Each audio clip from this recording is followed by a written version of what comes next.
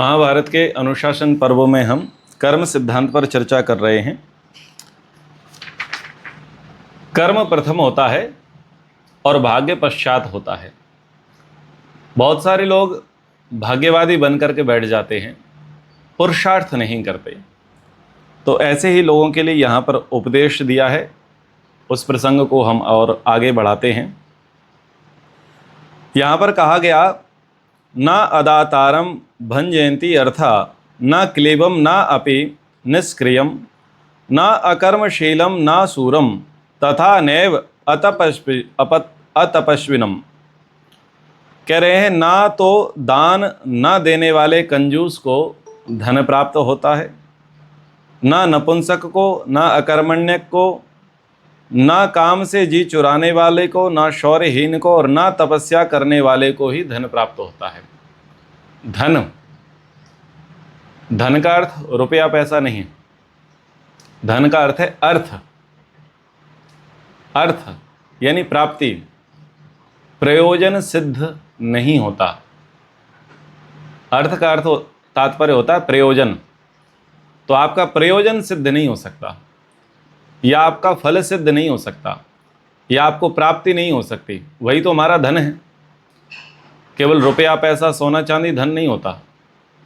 जिसको प्राप्त करके हमारा जीवन सुखमय होता है वो हमारा धन होता है।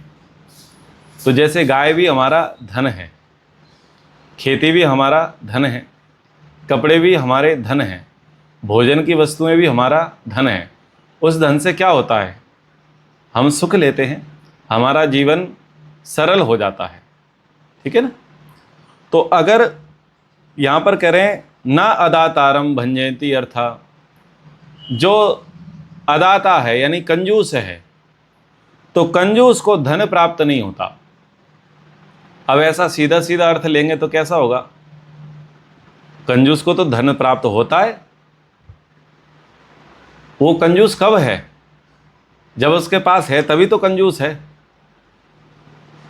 और जब किसी के पास कुछ होगा ही नहीं तो उसे कंजूस कैसे कहा जा सकता है? देना नहीं चाहता। ठीक है ना। यानी कुछ तो है उसके पास, इसीलिए उसको कहा भाई तुम तो कंजूस हो, यानी दे नहीं रहे हो। तो यहां पर कहा कि कंजूस को धन प्राप्त नहीं होता। यानी जो आपके पास वस्तु है, व्यवहार है, विद्या है, वो आपने केवल खुद के लिए समेट करके रखी है, और वो आप किसी को देते नहीं हो, बांटते नहीं हो, तो वो वस्तु आपके लिए फलवती नहीं होगी, आपके लिए लाभकारी नहीं होगी। एक सीमा में कुछ समय तक वो आपको ऐसा लग सकता है कि इससे मुझे लाभ मिल रहा है, इससे सुख मिल रहा है, लेकिन वो केवल हमारा भ्रम मात्र होगा। बाद में जाकर के वही चीज़ हमारे लिए दुख देने वाली होगी। आनंद तब आता है जब हम उसे दूसरों को देते हैं या बांट करके सेलिब्रेट करते हैं, बांट करके खाते हैं, तब हमें सुख मिलता है। केवल चोरी चुपे खा लेने मात्र से या कुंडली मार करके बैठ जाने मात्र से बात नहीं बनती है। तो इसलिए यहाँ पर कहा कि ना अदातारम भंजयति अर्था, जो कंजूस है वो कंजूस धन को प्राप्त नहीं करता।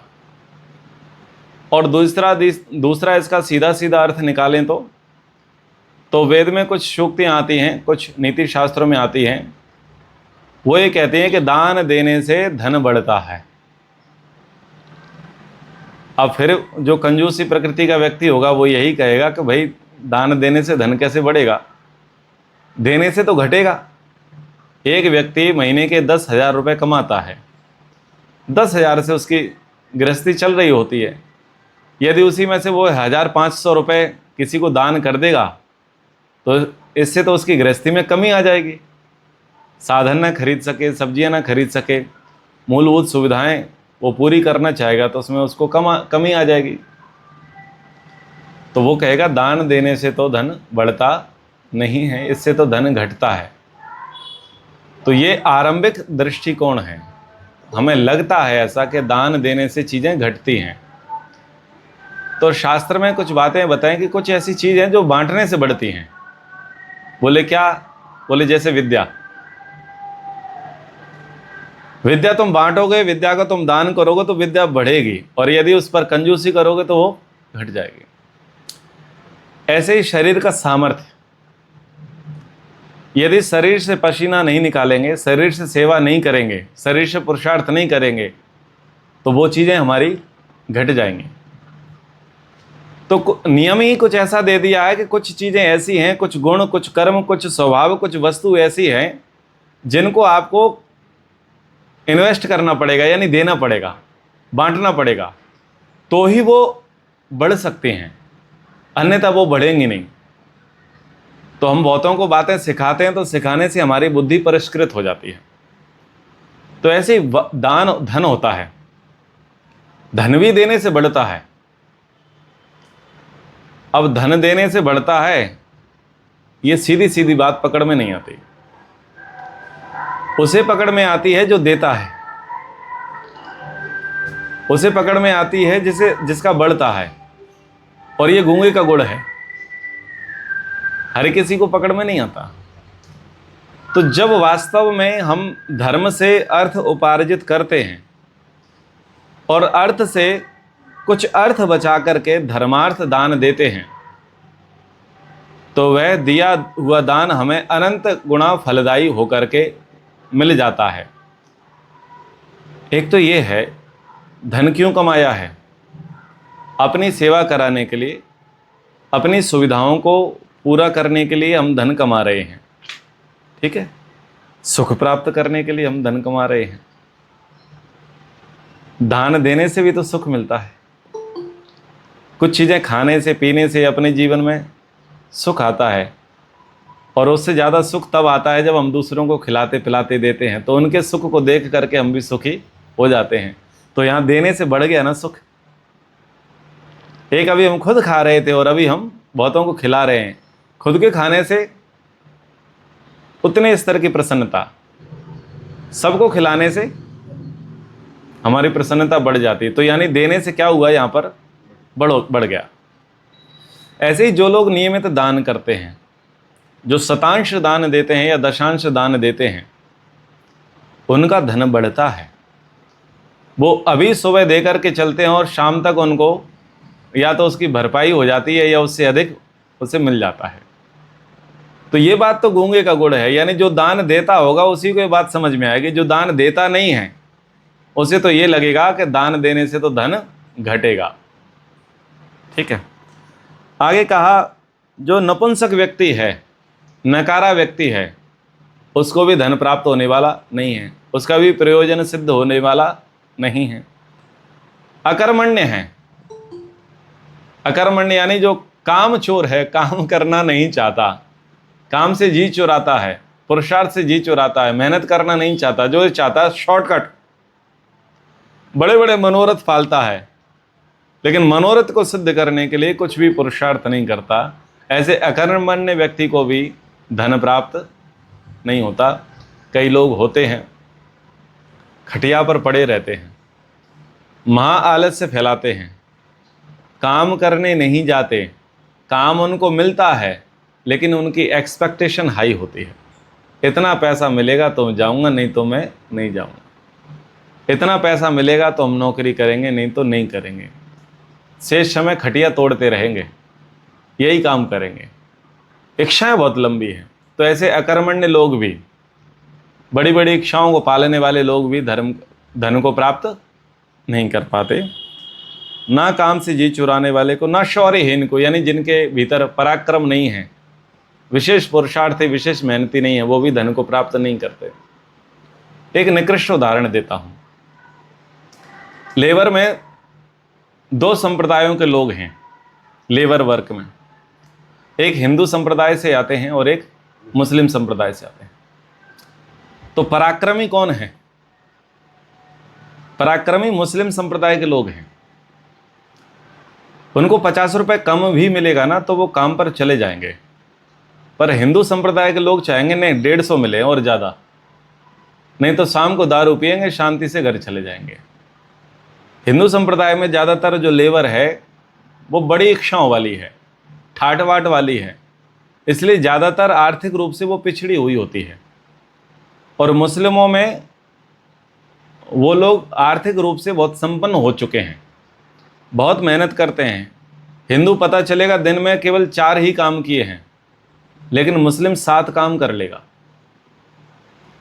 क्योंकि हिंदू फरमाइशें बहुत करता है, अपनी रेट हाई लगाता है, काम करना नहीं चाहता।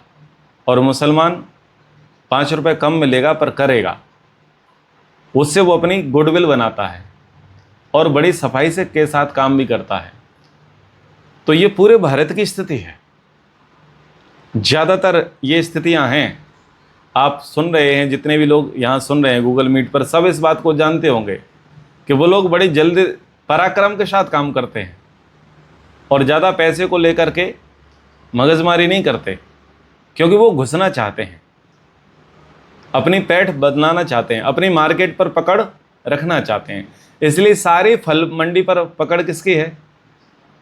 सारी सब्जी मंडी पर पकड़, सारे ऑटोमोबाइल सेक्टर में पकड़, जितने भी सुधारने का मैकेनिक का काम है सब पर पकड़।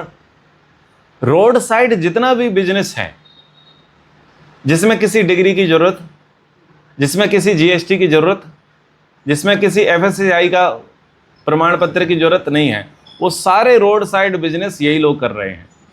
और सब जगह इन्होंने एक छत्र राज्य कर लिया। अगर ये स्ट्राइक कर दें तो आपको खाना ना मिले, पीने को ना मिले, साधन ना मिले, इतना तगड़ा इन्होंने संगठन बना लिया। तो ये सब क्यों हो पा रहा है? पराक्रम से। ये तो एग्जाम्पल दिया, मैंने कहा निकृष्ट उदाहरण देता हूँ। कभी कभी निकृष्ट उदाहरण से भी शिक्षा ले लेनी चाहिए। निकृष्ट उदाहरण है, अच्छा उदाहरण नहीं है, पर है, हम सब देखते हैं। तो जो पराक्रमी व्यक्ति होगा, शौर्यवान होगा, वो व्यक्ति धन को प्राप्त कर लेगा, और जो तपस्या नहीं करेगा वो धन को प्राप्त नहीं करेगा। तो कठिनाई तो झेलनी पड़ेगी, पसीना तो बहाना पड़ेगा, सर्दी गर्मी को, भूख प्यास को सहन करना पड़ेगा। बिना तपस्या किए अर्थ को प्राप्त किया नहीं जा सकता। लोग सुविधा भोगी हो चुके हैं, सुविधाएं मिलनी चाहिए तो ही वो काम करेंगे, सुविधा नहीं मिलेंगे तो काम नहीं करेंगे। तो यहाँ पर कहा मेहनत करो, परिश्रम करो, तो आपको अर्थ की प्राप्ति होगी। स्वम चेत कर्म फलम न स्यात् सर्वम एव अफलम भवेत् लोको दैवम समालक्ष्य उदासीनो भवेन्ननु। यदि अपने किए हुए कर्मों का फल प्राप्त न हो तो सारा कर्म ही निष्फल हो जाए और सब लोग भाग्य को ही देखते हुए कर्म करने से उदासीन हो जाएं। ये कहना चाह रहे हैं कि कर्म का फल प्राप्त होता है। यदि कर्मों का फल प्राप्त ना हो तो हर कोई व्यक्ति भाग्य भरोसे बैठ जाए, और भाग्य भरोसे बैठ जाए तो हर कोई व्यक्ति कर्म से उदासीन हो जाएगा, और जो कर्म से उदासीन हो गया उसका सत्यानाश हो जाएगा। यानी ये कहना चाह रहे हैं, कुछ बातें होती हैं जो सीधे तरीके से कान पकड़वाने की होती हैं, और कुछ बातें ऐसी होती हैं कि टेढ़े तरीके से कान पकड़वाने की होती हैं। तो ये श्लोक टेढ़े तरीके से कान पकड़वाने का है।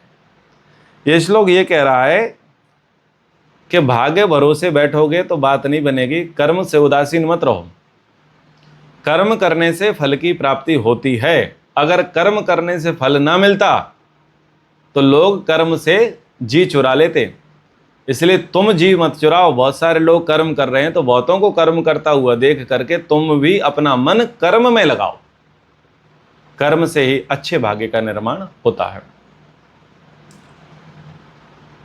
कृतः पुरुषकारस्तु देवम एव अनुवर्तते न देवम अकृते किंचित कस्यचित दातुम अर्हसि।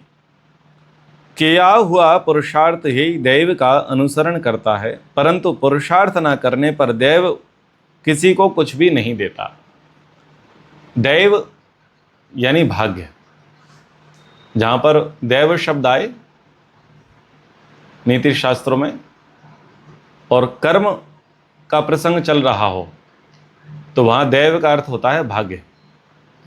तो यहाँ पर कह रहे हैं कि किया हुआ पुरुषार्थ दैव का अनुसरण करता है।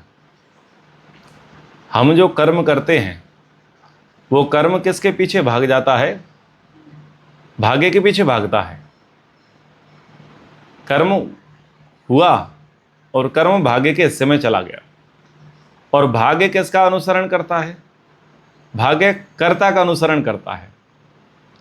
कर्ता कर्म करेगा कर्म भाग्य के पीछे भागेगा और भाग्य कर्ता के पीछे भागेगा। ये साइकिल है। तो जो हमारे जीवन में आया, जो हम भोग रहे हैं, जो भोग रहे हैं, वो हमारा भाग्य है। और वो भाग्य किससे बना? हमारे ही कर्म से। और उस कर्म को करने वाले कौन थे? कर्ता हम ही थे। तो इस प्रकार से ये चक्र चलता है। तो कर्म कभी भी पीछा छोड़ता नहीं है, कर्म से ही भाग्य का निर्माण होता है। कृतम च अपि अकृतम किंचित कृते कर्मणि सिद्ध्यति सुकृतम दुष्कृतम कर्म न यथार्थम प्रपद्यते। अब कह रहे हैं कि प्रबल पुरुषार्थ करने से पहले का किया हुआ कर्म भी बिना किया हुआ सा हो जाता है और वह प्रबल कर्म ही सिद्ध होकर फल देता है। इस प्रकार पुण्य या पाप कर्म अपने यथार्थ फल को नहीं दे पाते। यहां पर बड़ी गूढ़ बात कही जा रही है। कुछ कर्म ऐसे हैं जो हमने अभी नहीं किए हैं, वो कर्म हमने पूर्व जन्म में किए हैं, या 10 वर्ष पहले किए थे, या 15-20 वर्ष पहले किए थे। वो कर्म हमारे सुरक्षित हैं, उन कर्मों का फल अभी सुरक्षित है और उसका भोगना बाकी है, भोगने ही वाले हैं ऐसा मानिए। लेकिन बीच में हम प्रबल पुरुषार्थ कर देते हैं। प्रबल पुरुषार्थ कर देने से क्या होता है? वो कर्म पीछे छूट जाता है, वो फल नहीं दे पाता है। बात समझ में आई? ये बात सर्वाधिक हम समाज में देखते हैं। बहुत सारे लोग किसी कारण से अस्वस्थ हो जाते हैं। अस्वस्थ होने के पीछे कारण क्या है? उनका कर्म है। अब ऐसा लग रहा है कि भविष्य में जाकर के ये व्यक्ति ज़्यादा अस्वस्थ हो जाएगा और हो सकता है ये जल्दी मर जाए, या ऐसा भी हो सकता है कि ये व्यक्ति बेड रेस्ट पर आ जाए, वेंटिलेटर पर आ जाए, फ्यूचर में जाकर के ऐसे सरकमस्टेंस बनने लग जाए, ऐसी परिस्थितियों का निर्माण होने लग जाए। ये सब क्या है? प्रेडिक्शन है। किसके आधार पर? पिछले घटनाक्रम के आधार पर प्रेडिक्शन है। डॉक्टर ने बताया कि भविष्य में आपको ऐसे ऐसे जघन्य रोग हो सकते हैं, यानी अब ये भाग्य बनना तैयार हो गया। अब बीच में व्यक्ति ने प्रबल पुरुषार्थ कर दिया, आमूल चूल परिवर्तन उसने अपनी दिनचर्या में कर लिया, भोजन बदल दिया, छादन बदल दिया, दिनचर्या बदल दी, सोने का समय, उठने का समय, खाने का तरीका बदल दिए, लग गया वो पुरुषार्थ करने के लिए। तो जो डॉक्टर ने बताया था कि आपका ऐसा हो सकता है, डॉक्टर कह रहा है शायद आपको कभी हुआ होगा, लेकिन अभी तो आप ऐसे नहीं हो। डॉक्टर भी हाथ खड़े कर देते हैं, ये तो मिरेकल हो गया भाई, आपकी संभावना तो ऐसी लग रही थी लेकिन आपने रोग को मार भगाया।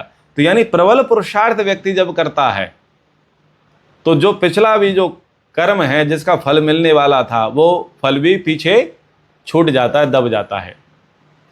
यानी यहाँ पर ये कह रहे हैं कि यदि आप मेहनत करो, ज़रूरत से ज़्यादा मेहनत करो, परिश्रम करो, तो जो पिछला आप भोगने वाले थे वो बहुत पीछे छूट जाएगा, वो बहुत पीछे दब जाएगा, उसका प्रभाव अभी नहीं पड़ेगा।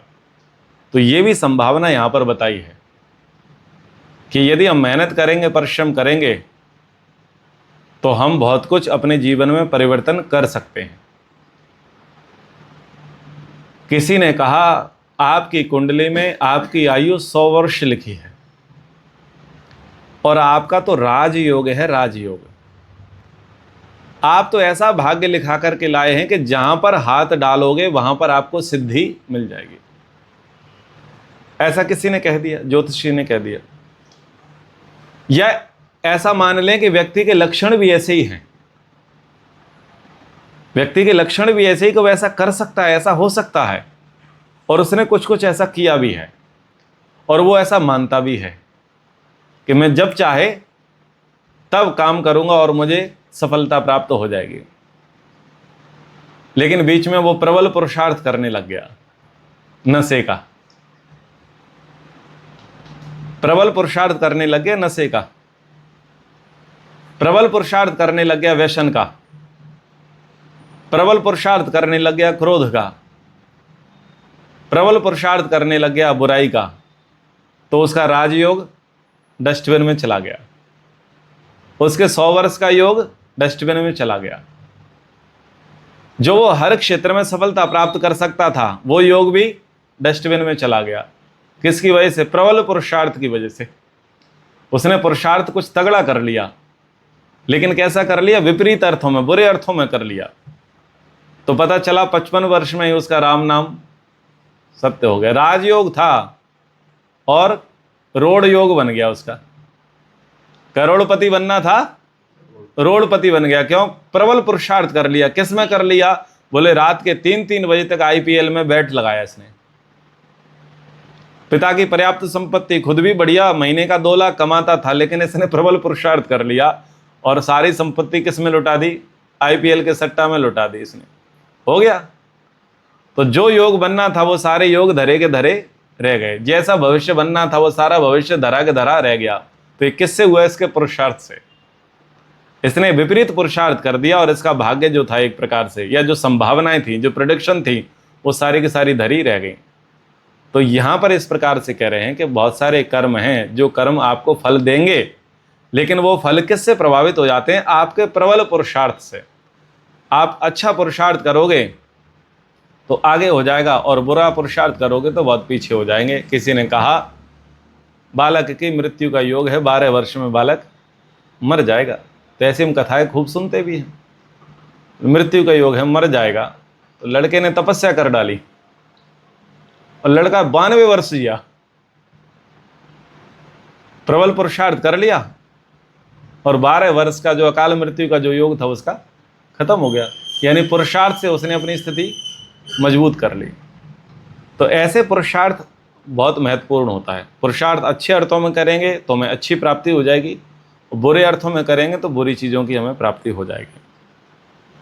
यथा अग्नि पवन उद्भूतः सुसूक्ष्मो अपि महान भवेत् तथा कर्म समायुक्तम दैवम साधु विवर्धते।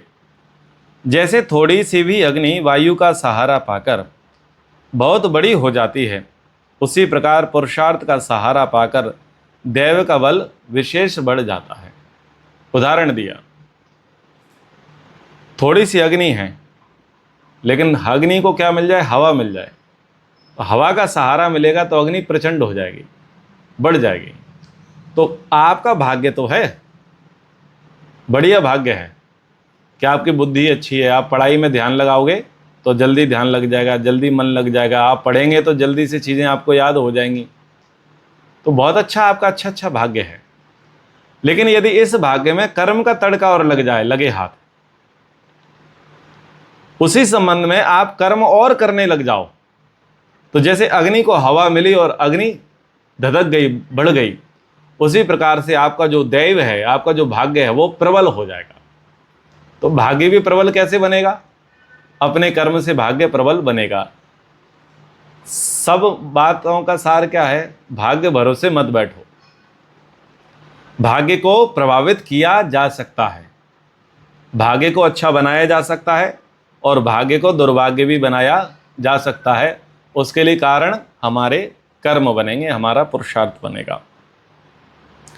यथा तैल क्षयाद दीपः प्रह्रासम उपगच्छति तथा कर्म क्षया देवम प्रहासम समुपगच्छति। जैसे तेल समाप्त हो जाने पर दीपक बुझ जाता है, उसी प्रकार कर्म के क्षीण हो जाने पर दैव भी बुझ जाता है, दैव भी नष्ट हो जाता है। तो अब तेल और दीपक का उदाहरण दिया। हम दिया जलाते हैं, दिया किससे जलता है? तेल के कारण से दिया जलता है। दिया कब बुझ जाता है? बत्ती कब जल जाती है? जब बत्ती में तेल ना हो। जब तक बत्ती में तेल है, बत्ती नहीं जलेगी। बत्ती पूरी भस्म होती है, बत्ती भस्म नहीं हो सकती।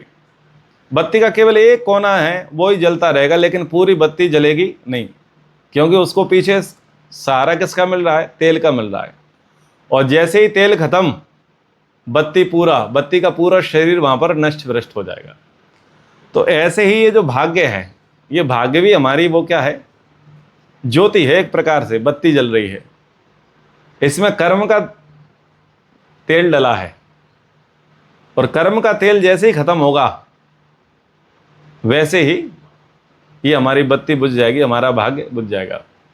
विपुलम अपि धनोद्घम प्राप्य भोगान स्त्रियो वा पुरुष इह न शक्तः कर्महीनो हि भोक्तुम सुनिहितम अपि चार्थम दैवते रक्षमाणम पुरुष ही महात्मा प्राप्नुते नित्य युक्तः।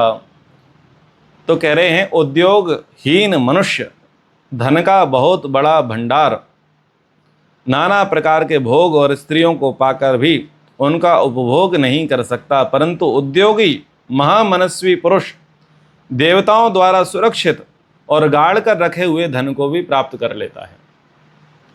तो एक तरफ उद्योगी व्यक्ति है, दूसरा उद्योगहीन व्यक्ति है, एक तरफ पुरुषार्थी व्यक्ति है, दूसरी तरफ अकर्मण्य व्यक्ति है।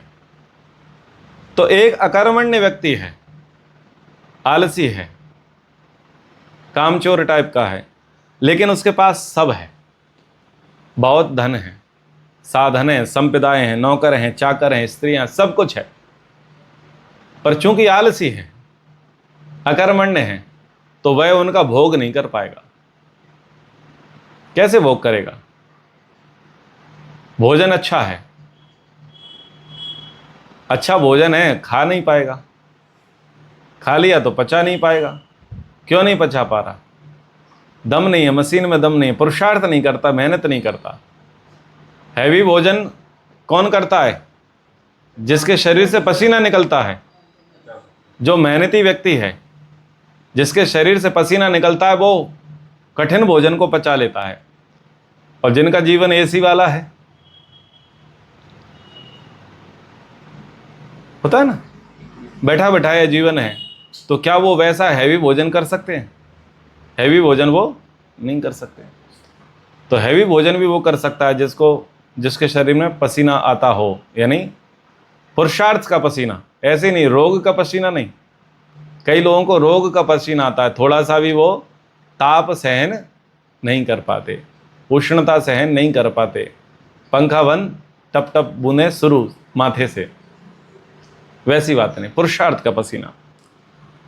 तो पुरुषार्थी व्यक्ति नहीं होता, सब साधन सुविधाएं हैं, वो उनका भोग नहीं कर पाता। और एक तरफ व्यक्ति पुरुषार्थी है, और भले ही वो वस्तुएं देवताओं ने सुरक्षित करके रख ली हो, देवताओं ने उस पर कब्जा कर लिया हो, अलंकारिक रूप से कह रहे हैं, तो बोले उसके धन को भी वो गड़े हुए धन को भी वो लेकर के आ जाएगा, भले ही वो देवताओं से सुरक्षित क्यों ना हो। तो मेहनत करेगा तो देवताओं के हाथ से भी छीन करके ले आएगा, और मेहनत नहीं करेगा तो देवताओं ने गोद में रखा है, वो भी खा नहीं पाएगा। नाचा फलति विकर्मा जीव लोके न दैवम व्यपनयति विमार्गम नास्ति देवे प्रभुत्वम गुरुम अपि कृतम अग्रेयम कर्म संयाति दैवम नयते पुरुषकारा संचित तत्र तत्र। कह रहे हैं इस संसार में उद्योगहीन मनुष्य कभी फलता फूलता दिखाई नहीं देता। दैव में इतनी शक्ति नहीं कि वह उसे कुमार्ग से हटाकर सन्मार्ग में लगा दे। जैसे शिष्य गुरु को आगे करके चलता है, उसी प्रकार देव पुरुषार्थ को आगे करके स्वयं उसके पीछे चलता है। संचित किया हुआ पुरुषार्थ ही देव को जहाँ चाहता है वहाँ ले जाता है। उपमा अलंकार यहाँ दिया गया और बहुत अच्छी बात बताई। संसार में जितने भी लोग उन्नति प्रगति कर रहे हैं वो सब मेहनती लोग हैं, पुरुषार्थी लोग हैं, कर्मठ लोग हैं। और कोई भी ऐसा व्यक्ति नहीं है जो बैठे बैठे खा पा रहा हो। वो पुरुषार्थ के बल पर ही उन्नति प्रगति कर पाता है। आगे कहा कि देव में इतनी शक्ति नहीं है कि वह उसे कुमार्ग से हटा करके सन्मार्ग में लगा दे। भाग्य इतना बलवान नहीं है, भाग्य इतना प्रबल नहीं है कि कोई व्यक्ति गलत मार्ग पर चल पड़ा है तो गलत मार्ग से सन्मार्ग पर भाग्य लेकर के जाए, ऐसा नहीं होगा। गुरु का अनुसरण शिष्य करते हैं, गुरु जी आगे आगे होते हैं और शिष्य पीछे पीछे होते हैं। ऐसे ही ये जो पुरुष देव है पुरुषार्थ को आगे करके स्वयं पीछे चलता है, यानी भाग्य पीछे चलता है और कर्म आगे चलता है। कर्म से भाग्य का निर्माण होता है। तो अलग अलग प्रकार से यहाँ पर कर्म और भाग्य की चर्चा करी जा रही है। आप सबको सुन करके बोर लग रहा होगा, बोले एक ही बात को हम अलग अलग प्रकार से सुन रहे हैं, हमें समझ में आ गया, पर ये उनके लिए महाऔषधि है जो आलसी है। ये उनके लिए तो रामबाण है, महामंत्र है जो भाग्य भरोसे बैठे हैं। और उनके लिए शोध की बातें हैं, प्रेरणा की बातें हैं, जो इनका प्रमाण चाहते हैं। बहुत सारे लोग भाग्यवादी हैं और हम उनसे कहें कि बेटा भाग्य के भरोसे मत बैठो, कर्म करना पड़ेगा। वो कहेगा कहाँ लिखा है? आप कहोगे शास्त्रों में लिखा है। वो पूछेगा कौन से शास्त्र में लिखा है? बोले ये नहीं पता। समझ में आ रहा है? ये नहीं पता। तो हम प्रमाण दे सकेंगे कि महाभारत के अनुशासन पर्व में कर्म और भाग्य की चर्चा है, ये हमारे पास प्रमाण होगा। क्योंकि लोग किससे मानते हैं? प्रमाण से मानते हैं। तो जब ये श्लोक आप बार बार सुन रहे हैं तो आपको ये बात याद रखनी चाहिए कि प्रमाण कहाँ पर है? महाभारत के अनुशासन पर्व में है। तो प्रमाण से व्यक्ति बात समझता है, बिना प्रमाण के बात समझता नहीं है। ठीक है, आज ये बातें आपको नई नहीं लग रही, पुरानी हैं। लेकिन सोचो, जब लोग शुरुआत में कर्म कर रहे होंगे और भाग्य को लेकर के, फल को लेकर के संशय में होंगे, तब उनके लिए खोज का विषय तो बना रहा होगा ना कि हम जो भोग रहे हैं ये कौन भुगा रहा है? ये संसार इसे भुगा रहा है, कोई अदृश्य शक्ति इसे भुगा रही है, परमात्मा इसे भुगा रहा है, क्या है? तो जब ऐसे शास्त्र पकड़ में आते हैं, सामने आते हैं, तो समझ में आता है कि हमारा कर्म ही हमें भुगा रहा है। जब तक हमें ये नहीं पता चलता कि हमारा कर्म हमें नहीं भुगा रहा, तब तक हम भ्रम में रहते हैं, संशय में रहते हैं, और हम ज़्यादातर आरोप दूसरे पर लगा देते हैं, या ज़्यादातर हम दूसरे पर आश्रित हो जाते हैं कि सब दूसरे की वजह से ही हो रहा है।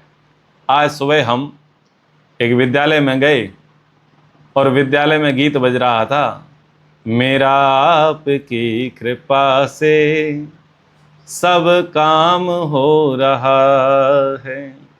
ऐसा होता नहीं है। आगे की लाइन थी, करते हो आप, नाम नहीं लूंगा, करते हो तुम, मेरा नाम हो रहा है। यानी करे कोई और भरे कोई, ऐसा सिद्धांत हो सकता है कि कभी? अरे जो करेगा वही तो भरेगा। लेकिन गीतों के माध्यम से मेरा आपकी कृपा से सब काम हो रहा है, भक्ति की दृष्टि से अच्छा है। मेरे देश की कृपा से मेरा सब काम हो रहा है, ईश्वर की कृपा से, माता पिता की कृपा से, गुरु आचार्यों की कृपा से, समाज की कृपा से मेरा सब काम हो रहा है। यानी उन सबों ने सहयोग दिया है। और अगर वो लोग सहयोग ना देते, साधन ना देते, ज्ञान विज्ञान सुविधाएं ना देते, तो मेरा काम नहीं होता। मेरा काम क्यों हो रहा है? भगवान ने जन्म दे दिया, भगवान ने अंतःकरण दे दिया, इसलिए किसकी कृपा से हो रहा है? भगवान की कृपा से। माता पिता हमको जन्म ही ना देते तो मेरा आपकी कृपा से, यानी माता पिता की कृपा से सब काम हो रहा है। जन्म दे दिया लेकिन अकल नहीं है, लक्षण नहीं है, बुद्धि नहीं है। बुद्धि किसने दी? गुरुओं ने दी। तो गुरुओं की कृपा से सब काम हो रहा है। मैं अकेला नहीं कर सकता, समाज में लोगों ने साधन बनाए, तो उन्होंने साधन दिए, साधनों की कृपा से मेरा काम हो रहा है। और देश हमें सुरक्षा दे रहा है, तो मेरा देश की कृपा से सब काम हो रहा है। तो ये तो अच्छा है। लेकिन करते हो तुम और मेरा नाम हो रहा है, ये अच्छा ये नहीं है। जो करेगा वही भरेगा। मैं खाना खाऊंगा, मेरा पेट भरेगा, मेरा खाना खाने से आपका पेट नहीं भरेगा। तो ऐसे बहुत सारे गीतों में हम उलझ जाते हैं, फंस जाते हैं और भाव विभोर हो जाते हैं, बड़े भक्ति से गाते हैं, लेकिन सिद्धांत की बहुत बड़ी हानि होती है। जो करेगा वो भरेगा। हमारे किए का फल किसी दूसरे को नहीं मिलेगा। दूसरे को मिलने लग जाए तो फिर समाज में अव्यवस्था हो जाए, तांडव मचने लग जाए, अन्याय हो जाए। एतत् तै सर्वम आख्यातम मया वै मुनि सत्तमम फलम पुरुष कार्यस्य सदा संतदृश्य तत्वतः। मैंने सदा पुरुषार्थ के ही फल को प्रत्यक्ष देखकर यथार्थ रूप से ये सारी बातें तुम्हें बताई हैं। मनुष्य देव के उत्थान से प्रारंभ किए हुए पुरुषार्थ से, उत्तम विधि और शास्त्रोक्त कर्म से ही स्वर्ग यानी सुख विशेष को प्राप्त करता है। तो तो यानी चाहे स्वर्ग की प्राप्ति करनी हो या मुक्ति की प्राप्ति करनी हो, उन दोनों की प्राप्ति भाग्य से नहीं होगी। किससे होगी? हमारे पुरुषार्थ से होगी। तो हम अच्छे भाग्य का निर्माण करने वाले बने, और अच्छा भाग्य प्रार्थनाओं से नहीं, अच्छा भाग्य अच्छे पुरुषार्थ से बनता है। कक्षा को यहीं पर विराम करते हैं। एक बार ओम का उच्चारण। ओ